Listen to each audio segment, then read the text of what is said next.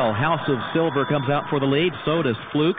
There goes Thorn Song moving up from the center of the course, but Fluke from in between horses has the early advantage. Thorn Song on the outside, House of Silver toward the inside, then Mr. Sydney, Passager, and just as well trails into the first turn. Fluke gets over to the rail, leading Thorn Song only by a neck. They go side by side off the first turn, 2 lengths in front of House of Silver.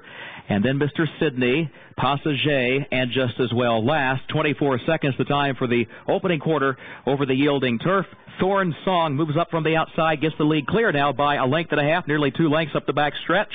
Fluke content to travel into second position by a length. House of Silver third a length. Mr. Sydney is fourth by a length and a half. Then Passager 3 more lengths back to just as well as they move for the far turn. The opening half mile in 49 seconds, and Thorn Song is the leader. Thorn Song by a length and a half. Fluke goes second between horses. Mr. Sydney moves up a closer third. Fluke and Mr. Sydney move as a team outside of Thorn Song. House of Silver, the long shot, is fourth. Thorn Song is giving way midway on the far turn. Fluke is the leader by a length. Mr. Sydney to second. House of Silver third. Passager fourth. Then Thorn Song and just as well. Top of the stretch.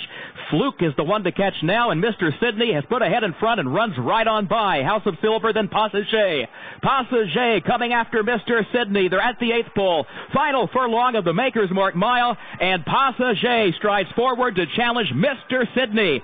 Mr. Sydney and DeSormo on the inside, Passager and Prado from the outside. These two in a driving finish. Mr. Sydney takes the Maker's Mark Mile by a half length. Passager second, just as well third. House of Silver fourth.